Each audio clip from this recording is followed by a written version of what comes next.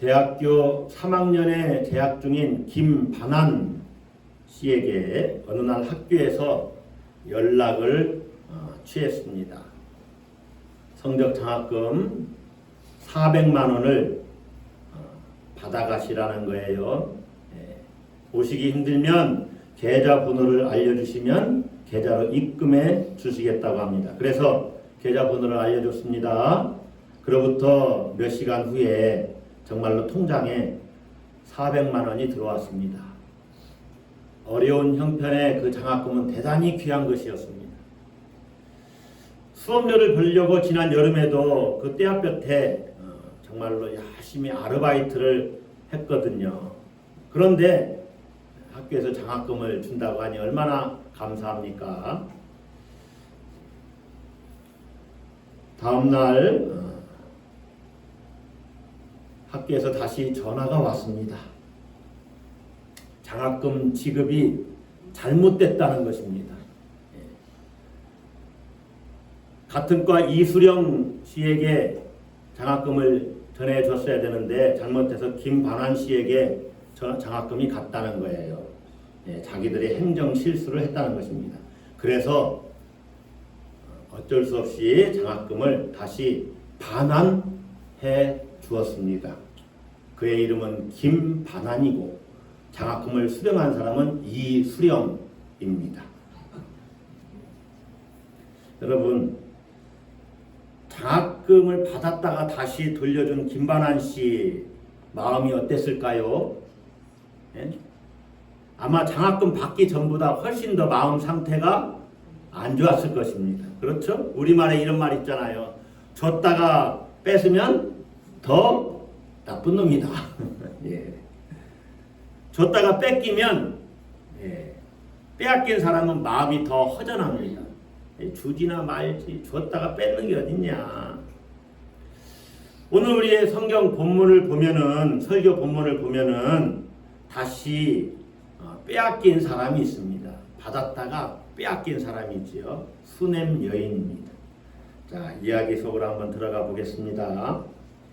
엘리사 시대에 수넴에 사는 한 여인이 자기 마을, 수넴에 살고 있으니까 수넴이지요. 자기 마을을 이렇게 왔다 갔다 지나다니는, 그래서 그 다른 마을에 사는 사람인데 일 때문에 자기 마을을 거쳐가는 것이죠. 이 엘리사 선지자에게 식사도 대접하고 또 그가 쉴 수 있는 방도, 조그만 방도 담 위에다가 하나 만들어서 제공했습니다. 그래서 편리하게 쓸 수 있도록 그렇게 엘리사 선지자를 잘 도운 것입니다.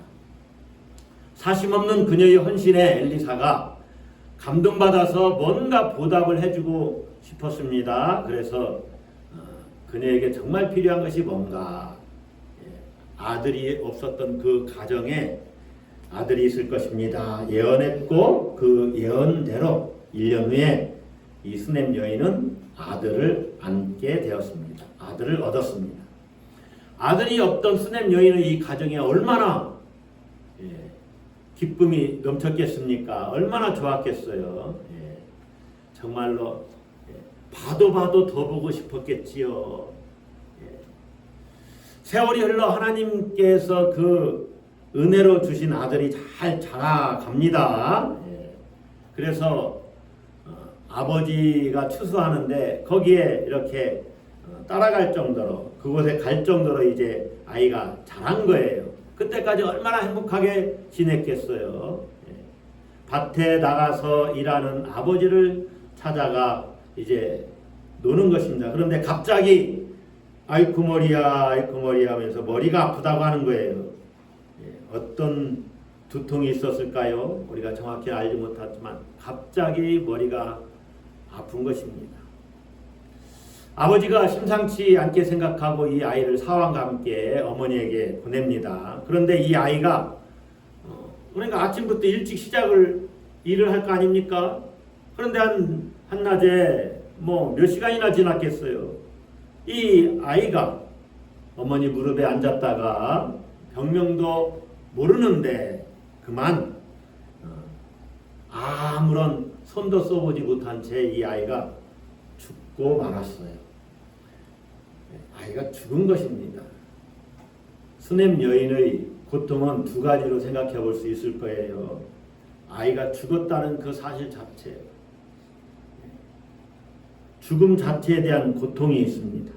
그리고 또 한 가지 고통이 있는데, 왜 하나님께서 이 아들을 얻는 기쁨을 주시고 다시 이 아이를 무참하게 데려가셨을까? 왜 아이를 빼앗아 갔을까? 그 뜻을 알 수 없어서 겪는 고통이 있습니다. 차라리 주시지 말지 왜 이렇게 걷어 가시는지 이유를 알 수 없는, 그게 고통인 거죠. 아마 정말로 넋이 나갔을 거예요. 수냄 여인이 아들을 잃었습니다. 그 가정의 가장 큰 감사였던, 그리고 위로였던, 소망이었던 아들이 죽은 거예요. 얼마나 감사했어요. 아들만 보면 하나님 감사합니다. 예. 아들만 보면, 야, 나한테도 이 늙음하게 아들이 있어서 제가 우리 가문을 잇겠구나. 예, 소망이죠. 얼마나 큰 위로를 받았겠어요. 지나다니는 이웃집, 또 친구들, 또 아는 사람들이, 야, 누구 잘 크지요? 얼마나 힘이 됐겠어요. 그런데 이 아이가 아픔과 비탈의 이유가 되어버렸어요. 실상 거저 받았으니 거저 가져가셔도 뭐라고 할 말이 없습니다. 그런데 우리 삶이 어떻습니까? 오늘 예배 전에 찬송 중에 불행이나 요행함도 어떻게 해요? 내 뜻대로 못해요. 정말 인생이 그렇잖아요. 행복도 내 맘대로 못하고 불행도 내 맘대로 못하는 거예요. 행복에도 때로는 그림자가 있다는 것이죠. 불행에도 그림자만 있는 것은 아닙니다. 불행 끝에 찬란하게 떠오르는 빛도 있습니다. 그래서 우리는 행복이나 불행이나 어디에 처해 있든지 온전히 하나님께 마음을 두어야 되는 것이죠. 자, 이 수냄 여인, 왜 하나님께서 이 아이가 죽도록 내버려 두셨을까? 그 이유를 압니까? 모르죠. 성경은 그 이유에 대해서 침묵하고 있어요. 아무런 말이 없어요. 왜 죽었다? 그런 말이 없어요.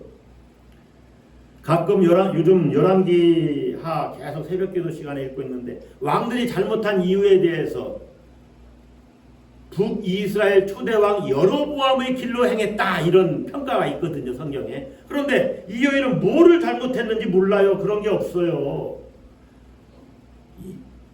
고난의 이유에 대해서 알 수가 없다는 거죠.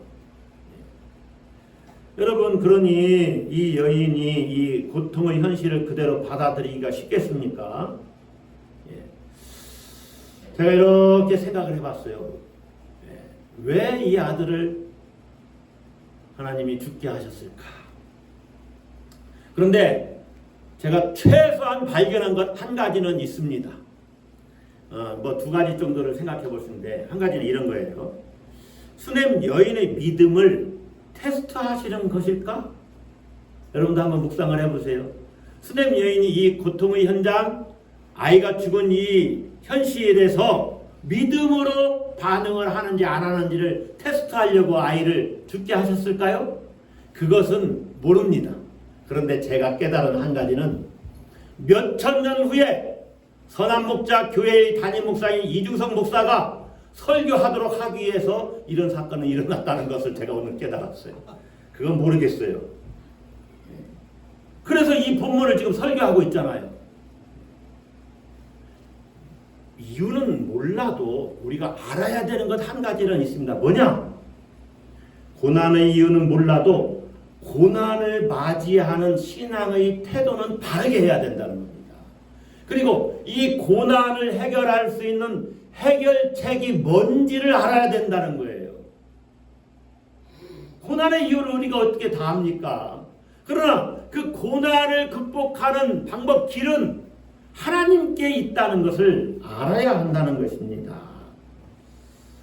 여러분, 이 수냄 여인 정말로 비통합니다.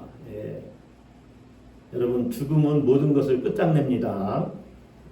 더 이상 그와 함께 살을 맞부딪히면서 사랑한다고 말할 수도 없고 또 잘못했다고 혼내킬 수도 없어요. 이제 그리고 또 미워할 수도 없어요. 싫어할 수도 없어요. 모든 삶이 정리되어 버렸어요. 여러분, 가끔 뉴스를 보면 어렸을 때 자식을 어떻게 길거리에서 깜빡 잘못해서 잃어버렸어요. 평생 그 아이 찾는다고 인생 다 보내다가 돌아가신 분 이야기가 최근에 뉴스에서 나왔죠. 그런 거예요. 사랑하는 이를 잃어버렸으니 그 아이 찾기까지 행복이 없는 겁니다. 자, 비통의 때, 고난의 때, 위기의 때, 절망의 때에 요청되는 것이 뭐냐? 바로 믿음입니다. 따라서 합시다. 믿음이 요청된다. 자, 여인은 어떤 믿음으로 반응하고 있는가? 우리의 믿음이 어떻게 반응해야 하는가? 우리가 무엇으로 반응해야 하는가? 우리에게 고통이 임할 때, 삶의 터전이 무너질 때 우리는 어떤 믿음을 가져야 할까요? 첫째, 따라서 하겠습니다. 달려가는 믿음. 뭐하는 믿음? 달려가는 믿음. 이것은요, 하나님을 향하는 믿음이에요. 수냄 여인은 사랑하는 아들이 죽자 이 아들을 옥상에 있는 엘리사 선지자의 침대에 눕혀놓습니다. 그리고 남편을 부릅니다. 문 닫고 나와서 남편을 부르는 거죠. 그런데 남편에게는요, 이 아들이 죽었다는 사실을 이야기하지 않습니다. 그 사실을 감추고 자기가 하나님의 사람 엘리사를 만나고 오겠다는 거예요.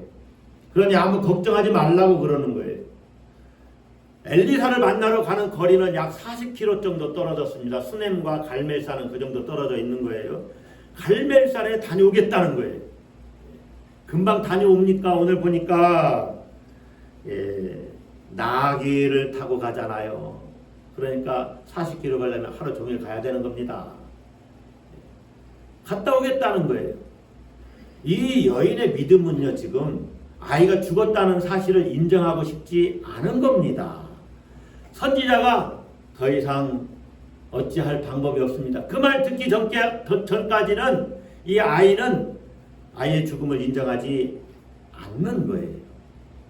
그래서 선지자의 침상에 그 아이를 눕혀놓은 것입니다.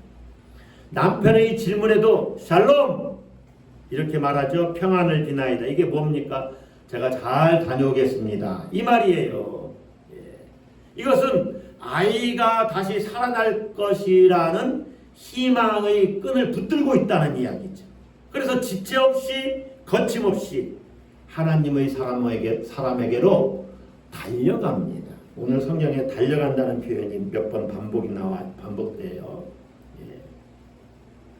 나귀를 몰고 가는데 사환에게 부탁하죠. 나를 위해서 달려가기를 멈추지 말라. 빨리 선지자에게로 가자. 그 말이죠. 수냄 여인의 이러한 행동들은 엘리사를 통해서 아이가 반드시 살아날 것을 믿는 믿음을 보여주는 거예요. 하나님이 엘리사 선지자를 통해서 아들을 주셨으니 다시 살릴 수도 있지 않을까 이렇게 기대하는 것이죠. 여러분, 오늘 본문을 보면은 선지자를 만나기까지 수냄 여인은 불평하지 않습니다. 놀랍지 않습니까? 우리는 불평 먼저 하고 선지자에게 달려갈 것 같은데 선지자를 만나고 나서야 이야기를 해요. 그때까지는 낙심하거나 절망하지 않는 것이죠. 자, 남편과 상의하지도 않았지요. 남편에게 아이가 죽었다는 것을 알리지도 않았습니다. 왜 그랬을까요? 남편을 무시해서요? 절대 아닙니다. 남편에게 오히려 평안을 비나이다 인사하고 가는 여인이에요. 그러니까 이 여인의 인격이 상당히 고매한 것을 볼 수가 있지요. 엘리사 선지자를 도왔던 것을 봐도 알 수가 있습니다. 그렇죠? 오직 이 여인의 지금 목적은 엘리사 선지자에게 이 사실을 알리고 엘리사 선지자를 통해서 다시 아들이 살아나는 거예요. 그래서 남편에게 이야기하지 않은 겁니다. 왜냐? 남편이 안다고 해도 남편이 할 수 있는 일이 없기 때문에 그래요. 남편이 알면 아유 아이가 죽었는데 어딜 가? 장례를 치러야지. 이러지 않았겠어요. 그러니까 여러분 하나님 나라의 일은 나를 방해하는 사람은 아무리 가깝다 하더라도 때로는 이야기하지 말아야 됩니다. 저도 대부분은 다 이야기하지만 이 일을 알아서 방해할 것 같다 어떨 때는 얘기 안 해요. 그래야 일을 저지르거든요. 일을 저질러야 하나님의 역사가 일어나는 거예요. 그래서 보면 목사님들이 때로 저돌적입니다. 오늘 저돌적인 믿음이 이 여인에게서 나타나는데 여러분 생각만 하다가는 아무 일도 일어나지 않아요. 뭔가 일을 터뜨려야 일이 되는 거죠. 터뜨린다니까 너무 또 두려워할 건 없어요. 또 하나님이 때를 따라서 하지 마라 이렇게 말씀하시기도 하니까. 그래서 여러분이 주의 일을 하는데 누가 자꾸 옆에서 방해한다? 그 사람을 멀리 하세요. 친구도 멀리 해야 됩니다. 때로는. 친구들 모임 나가서 뭐 하시겠습니까? 친구들 술 먹는 모임에 나가서 뭐 하겠어요? 나는 술 안 먹는다고 해도. 좋은 얘기 있습니까? 예수 안 믿으면 좋은 얘기 뭐 있어요? 돈 얘기. 또 어떤 사람들은 바람핀 얘기도 자랑하는 사람들이 있어요. 심지어. 그게 뭐 그렇게 좋은 일이에요? 네? 본인은 안 그랬다고요? 그러니까 영적으로 내게 도움이 되는 일이 아니면 너무 사람들 가까이 하면 안 됩니다. 왜냐하면 내 영성을 떨어뜨리거든요. 그래서 내 영성을 고치시켜주고 높여줄 수 있는 그런 사람들 만나야 되는 거예요. 그러니까 목사하고 친하게 지내세요 좀. 또 기도 많이 하시는 분들하고 친하게 지내세요. 하나님 말씀 많이 묵상하는 사람들하고 친하게 지내세요. 그들과 대화하세요. 아파트 값이 뭐 얼마 올랐더라. 나는 아파트도 없는데 왜 그런 얘기를 하는지 모르겠어요. 사람들이. 그런 얘기는 별로 안 해도 돼요. 그냥 영적으로 나를 성숙해 하는 그런 얘기. 어느 예배에 갔더니 참 은혜가 되더라. 나도 그 예배 한번 꼭 나가보고 싶다고 이렇게 나를 이렇게 감동시킬 수 있는 사람의 이야기들. 어떤 찬양 들어봤어요? 이 찬양. 오늘 찬양이 너무 은혜가 되잖아요. 우리가 예배 전에 불렀던 찬양이. 제가 그래서 적어놨어요. 어디 갔어요 메모가. 내일 일은 남물 나요 하나 했고 앞에 나는 행복해요. 예수님 때문에 얼마나 행복합니까? 나는 행복해요. 그냥 나는 행복해요 하면 행복 어디 갔나 봅시다. 정말로 주님 때문에 행복하다 이렇게 그 가사에 내 마음을 녹여내야 행복한 마음이 들지요. 수냄 여인 오직 하나님을 향하는 마음을 쏟아냈어요. 그게 달려가는 믿음이에요. 달려가는 믿음. 사람을 쫓아가는 것 아니에요. 하나님의 사람이라고 하잖아요. 지금. 하나님의 사람. 아들이 왜 죽어야 했는지 이유를 몰라도 고통, 비통, 이 위기의 해결책이 누구에게 있는지는 알았던 여인. 그러니 그 문제를 해결할 수 있는 분에게 달려가는 것이죠. 여러분, 달려가는 믿음이 기적을 부릅니다. 할렐루야. 따라서 합시다. 달려가는 믿음이 기적을 부른다. 믿음이 기적을 낳는 거예요.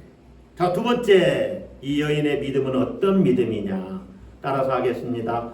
발을 앉는 믿음. 발을 안았다 그 말이에요. 발을 앉는 믿음. 무슨 믿음? 발을 앉는 믿음. 자, 엘리사 선지자를 드디어 만났습니다. 엘리사 선지자를 만나고서 이 여인이 한 행동이 엘리사의 발을 안았어요. 발을 앉는 것은 자신을 낮추는 태도입니다. 애원하는 그런 행동이에요. 그러면서 이 여인이 아주 날카로운 어조로 말합니다. 28절 보겠습니다. 여인이 이르되 내가 내 주께 아들을 구하더이까? 나를 속이지 말라고 내가 말하지 아니하더이까? 내년 이맘때 너가 아들을 안게 될 것이다 할 때 이 여인이 나를 속이지 마세요 그랬거든요. 그런데 진짜 아들을 안았잖아요. 그런데 이제 아들을 잃었잖아요. 그러니까 내가 언제 아들을 달라고 했습니까? 나를 속이지 말라고 내가 말했잖아요. 그러니까 이때까지 엘리사는 아들이 죽었다는 이 소식을 듣질 못했어요. 하나님도 그걸 가르쳐주지 않았어요. 여러분, 선지자라고 모든 거 다 아는 것 아닙니다. 하나님이 가르쳐 주셔야 하는 겁니다. 그러니 그때까지 몰랐는데 이 가정에 아들에게 문제가 있구나, 아들이 죽었구나를 알게 된 거예요. 수넴 여인은 엘리사 선지자를 만났을 때 비로소 원망의 말을 하는 거예요. 자신이 구하지도 않은 아들 주시더니 그가 나의 희망과 기쁨이었는데 이렇게 무책임하게 아들을 죽게 하면 어떻게 합니까? 하나님에 대한 배신감도 있었을 것이죠. 또 아들을 잃은 비통함도 있었습니다. 그 아픔을 토로하는 것이죠. 다시 말하면 이런 거예요. 하나님, 줬다가 빼앗으면 도대체 어떻게 합니까? 그런 법이 어디에 있습니까? 여러분, 지금 수넴 여인의 이 원망이 누구에게 하는 것일까요? 바로 하나님의 사람 선지자에게 하는 것이죠. 이것은 이런 의미가 담겨져 있어요. 당신이 아들을 얻게 했으니 당신이 아들의 죽음도 책임져라. 이 말 속에는 엘리사라면 다시 이 아들을 살릴 수 있을 것이다 하는 의미가 내포되어 있는 거예요. 선지자에게 하는 말은 지금 하나님께 하는 말과 같습니다. 이 선지자는 지금 누구를 예표하냐? 신약적으로 말하면 예수님을 예표하는 거예요. 하나님을 상징하는 거예요. 자, 생각을 해보세요. 자기 아들이 죽은 그 어떤 비통함을, 그냥 그 슬픔을 엘리사에게 알리기 위해서 엘리사에게 달려간 것입니까? 전혀 아니잖아요. 당신 좀 어떻게 좀 해봐라 이거잖아요. 아들 죽었으니 어떻게 좀 해봐라. 당신이 아들도 임신이 불가능한 상태였는데 임신하게 하지 않았느냐. 아픔을 쏟아내기 위해서 엘리사를 찾은 게 아니다. 아들을 살릴 희망이 있기 때문에 먼 길을 급하게 달려간 것입니다. 그리고 발을 안고 불평하고 원망하고 있는 거예요. 발을 안고서 이것은 새로운 희망을 안는 것입니다. 따라갑시다. 희망을 안는 것이다. 발을 안는 것은 희망을 안는 거예요. 놀랍지 않습니까? 여러분, 마르다와 마리아 이야기 아시죠? 마리아는 예수님 발치 앞에 앉았어요. 예수님 발치 앞에서 뭘 하겠습니까? 예수님 말씀을 듣는 거죠. 이것은 우리에게 소망을 주는 것입니다. 그게 중요해요. 발치 앞에 앉았다. 발을 안았다.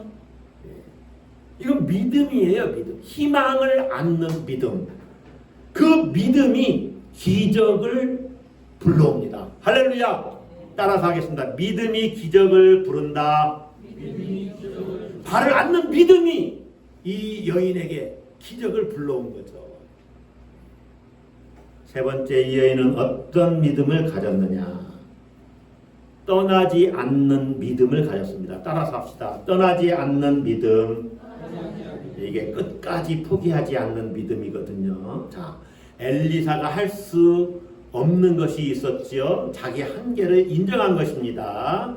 다 자기가 뭐 다 아는 것 아니에요. 예수님도 때로는 아시지만 때로는 모르시는 것도 있었어요. 인성이 작동할 때는 잘 모르는 것도 있습니다. 예수님은 완전하신 분이지만 사람으로, 그러니까 완전한 사람이요 완전한 하나님이시잖아요. 신성이 작동할 때는 다 저 사람 마음속을 꿰뚫어 보지만 때로는 하나님께서 알려주시지 않으면 모르는 것도 있었습니다. 세상의 마지막 때가 언젠지는 예수님도 이 땅에 계셨을 때는 모르셨어요. 선지자라고 해서 다 아는 것이 아니에요. 자기 한계를 인정하자 어미의 마음이 무너집니다. 그러나 이 여인 포기하지 않습니다. 자, 엘리사가 게하시에게 자기 지팡이를 줍니다. 그래서 아이의 얼굴에 지팡이를 올려놔봐라. 먼저 가서. 그런데 이 여인은 게하시를 쫓아가지 않습니다. 왜 그렇습니까? 여러분, 믿음이라는 것은요, 한 사람 한 사람 각자의 고유의 것입니다. 게하시가 믿음이 있어야 지팡이를 올려놔도 역사를 하는 것이지, 믿음이 없는데 엘리사의 지팡이를 올려놨다고 역사가 일어납니까? 엘리사의 믿음으로 역사가 일어나는 거예요. 하나님께서 게하시를 쓰시는 것이 아니라 엘리사를 쓰신 것입니다. 아멘? 우리 모두도 마찬가지예요. 우리의 믿음을 따라서 하나님이 역사하시는 거예요. 물론 하나님이 역사하시면 게하시를 통해서도 역사하십니다. 그러나 믿음의 통로도 아주 중요해요. 성경은 두 가지를 다 얘기해요. 너희 믿음대로 되라 라고 주님도 말씀하시잖아요. 이 수넴 여인 게하시를 따라가지 않습니다. 엘리사를 떠나지 않습니다. 엘리사가 직접 가기를 간청하는 것입니다. 그것은 끝까지 엘리사를 붙잡는 믿음이에요. 따라갑시다. 끝까지 붙잡는 믿음. 누굴 붙잡아야 되겠습니까? 우리가 예수 그리스도, 예수님을 끝까지 붙잡는 거죠. 여러분, 신약 성경에도 보면 세상이 좋아서 예수님을 떠나는 자들이 있었어요. 또 예수님이 그들이 자꾸 기적만 보여달라고 쫓아다닙니다. 그러니까 예수님이 이들이 나를 믿어서 쫓아오는 것이 아니고 내가 행한 기적 때문에 쫓아온 것이구나 라고 여기면서 기적을 행하지 않습니다. 그러니까 무리들이 떠납니다. 예수님을 따르는 사람 중에는 무리가 있고 제자가 있어요. 제자는 떠나지 않습니다. 여러분, 우리가 이 땅에서 어떤 세상적인 복락을 누려서 예수님을 믿는 겁니까? 그게 아니요. 예수님이 진리시기 때문에, 하나님의 아들이시기 때문에 십자가를 지시고 죽으심으로 나를 구원하신 분이기 때문에, 지금도 살아계신 나의 주인이시기 때문에, 할렐루야, 그래서 떠나지 않는 거예요. 그분이 가시는 길이 사망의 음침한 골짜기라도 같이 가는 겁니다. 왜냐? 그분에게 진짜 생명이 있기 때문에. 이 수넴 여인 엘리사를 통해서 우리 아이가 살아난다. 이 믿음이 있기 때문에 엘리사를 떠나지 않은 거예요. 자, 30절을 보세요. 아이 어머니가 이르되 여호와께서 살아계심과 당신의 영혼이 살아계심을 두고 맹세하노니, 다 같이 있습니다. 내가 당신을 떠나지 아니하리이다. 내가 당신을 떠나지 아니하리이다. 이 여인은 저돌적이고 고집스러운 믿음이 있습니다. 그 믿음이 선지자를 움직입니다. 그래서 엘리사가 이에 일어나, 지금까지는 앉아 있었나 보죠. 이에 일어나 여인을 따라가니라. 여러분, 이 따라가다 하는 것도 굉장히 중요한 단어예요. 자, 본문을 보면은요, 모두 다 여인에게 초점이 맞춰져 있어요. 여인의 행동에 이렇게 집중되어 있습니다. 여기까지. 여인이 앞장서서 가는 거예요. 그러니까 여인의 믿음이 지금까지는 중요해요. 주님은, 하나님은 이 여인의 믿음을 보시고 움직여 주신 거죠. 아들을 살리신 것이죠. 예. 여러분, 끝까지 붙잡는 믿음, 끝까지 포기하지 않는 믿음, 떠나지 않는 믿음이 중요합니다. 하나님의 능력이 선지자를 통해서 나타났죠. 이것은 여인의 불굴의 믿음이 이끌어낸 능력입니다. 포기를 모르는 여인의 이 저돌적인 믿음에 주님이 응답하신 것이죠. 여인은 믿음의 용장, 믿음의 거장이었습니다. 여러분, 떠나지 않는 믿음이 기적을 불러옵니다. 할렐루야! 따라서 합시다. 떠나지 않는 믿음이 기적을 부른다. 여러분, 하나님이 이제 여기까지야. 더 이상은 안 돼. 여기가 끝이야. 라고 말씀하시기 전에는 결코 끝이 아닙니다. 여러분이 끝이라고 여기는 것이 뭐가 있어요? 정말로 그게 끝입니까? 아니요. 절대로 거기가 끝이 아닙니다.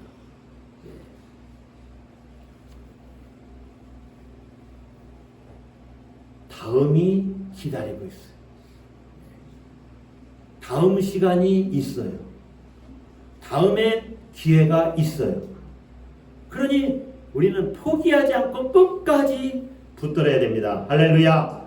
이 포기하지 않는 믿음은요, 엘리사에게도 있었어요. 엘리사가 이제 드디어 도착해서 자기 침상을 보니 아이가 누워있단 말입니다. 그래서 하나님께 기도하고 자기 스승 엘리야가 했던 것과 같은 방식으로 아이 위에 엎드렸습니다.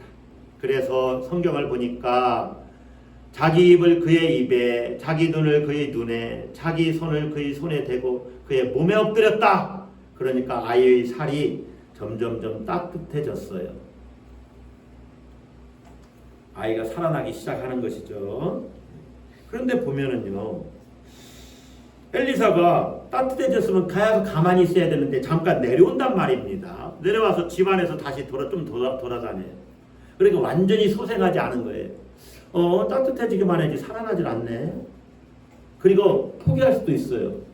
그런데 다시 몇 번 돌아다니다가 다시 같은 행동을 반복하는 것이죠. 아이 위에 엎드립니다. 아이 위에 올라 엎드리니 35절. 아이가 7번 재채기 하고 눈을 뜨는지라. 7번 재채기 했다는 것은 7번이라는 숫자 아시죠? 온전해졌다 그 말이에요. 온전히 회복되었다. 여러분, 왜 엘리사가 한 번 하고서 아이가 따뜻해지는데 계속 있지 않고 내려왔을까요? 다시 기도한 거죠. 그리고 자기 몸을 덮인 거예요. 움직이면서. 그러면서 기도하는 거죠. 돌아다니면서 기도한 거겠죠. 이걸 워킹 프레이어. 걸으면서도 기도하는 거예요.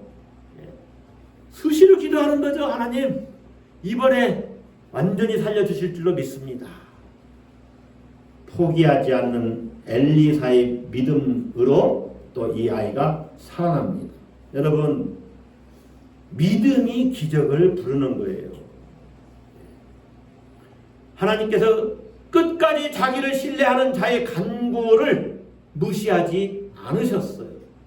자기 한계 속에서도 자기의 제한 속에서도 하나님은 제한이 없으시다. 하나님은 한계가 없으시다. 하나님은 불가능이 없으시다. 믿고 기도하는 이 지도자, 선지자를 통해서 한 가정에 슬픔이 바뀌어서 기쁨이 다시 찾아온 것입니다. 할렐루야!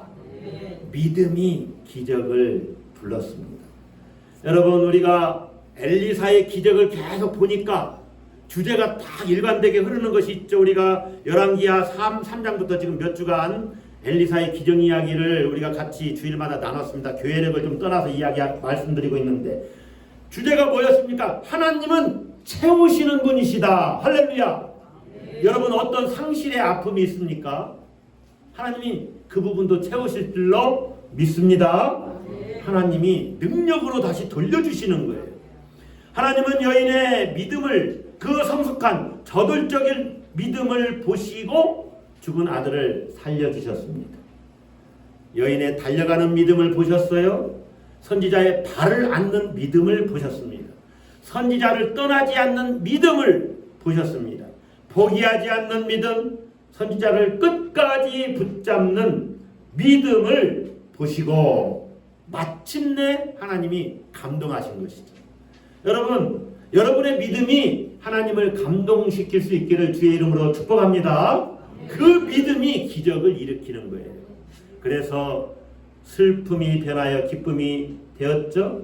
하나님은 슬픔의 죄를 뒤집어 쓴 믿음의 성도들에게 기쁨의 화관을 안겨주십니다. 믿습니까? 여러분, 믿음을 가지세요. 믿음을 가지세요. 우리에게 어떤 믿음이 필요합니까? 이 여인과 같은 믿음이 필요합니다.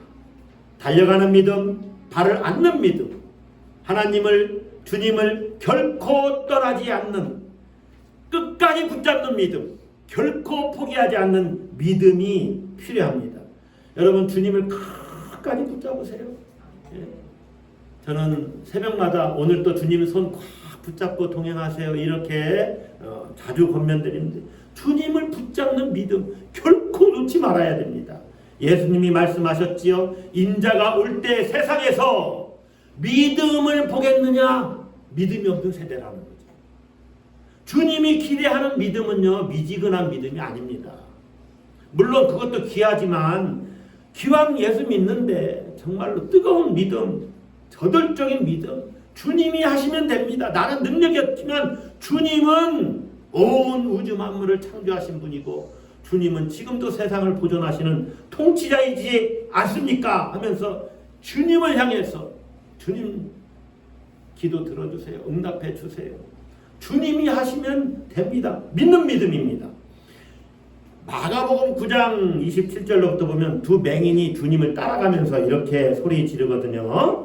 다윗의 자손이여 우리를 불쌍히 여기소서. 그 소리를 들었는데 예수님이 곧바로 고쳐주지 않았어요.